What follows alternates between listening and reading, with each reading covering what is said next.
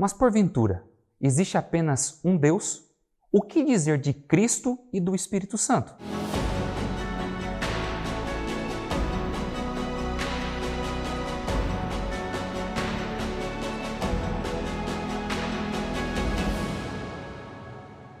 Existem numerosas teorias que tentam explicar Deus e os muitos argumentos que tentam provar ou negar a sua existência.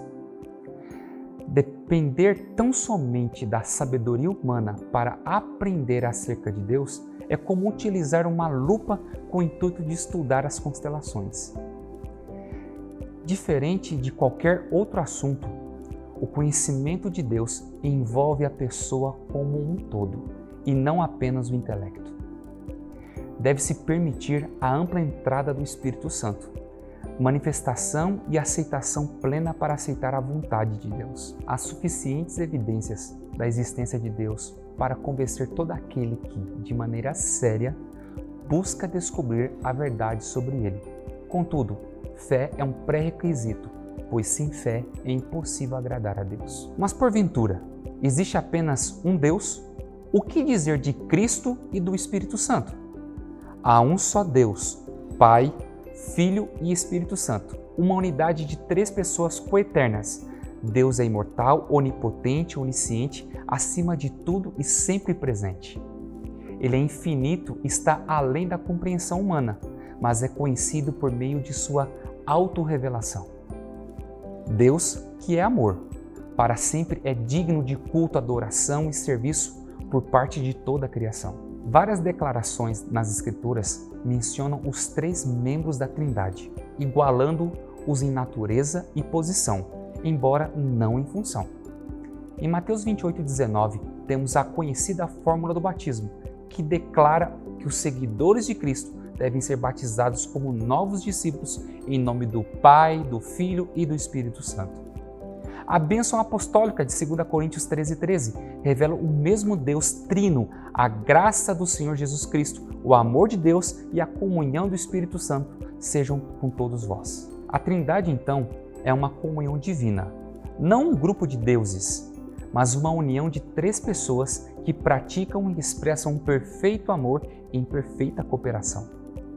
Em Isaías 48,16, vemos as três pessoas da Trindade, onde lemos: Agora o Senhor Deus, o Pai, enviou a mim, o Filho de Deus, e o seu Espírito, o Espírito Santo. Não existe distância entre as pessoas da divina triuna. Todas elas são divinas e assim compartilham seus poderes e qualidades. Nas organizações humanas, a autoridade final repousa sobre uma pessoa, um presidente, o rei, um primeiro-ministro. Na divindade, a autoridade final reside sobre todos os três membros. Deus é um em propósito, mente e caráter. Essa unicidade não oblitera as personalidades distintas do Pai, do Filho e do Espírito Santo. Dentro da divindade existe uma distribuição de funções. Deus não duplica desnecessariamente o serviço. Ordem é a primeira lei no céu e Deus opera de maneira ordenada.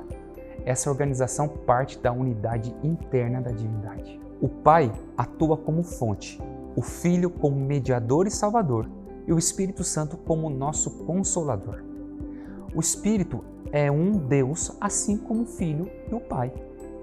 A encarnação ilustra de forma bonita o relacionamento funcional entre as três pessoas da divindade.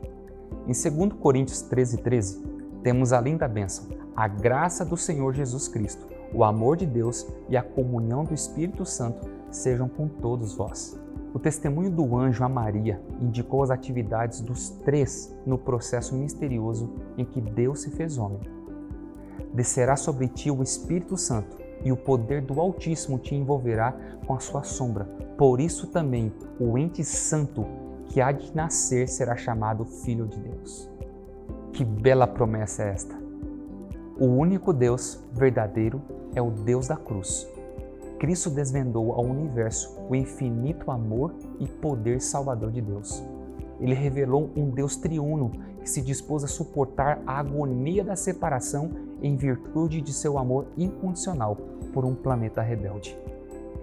Em sua distribuição interna de funções, diferentes membros da divindade executam tarefas distintas para a salvação do homem.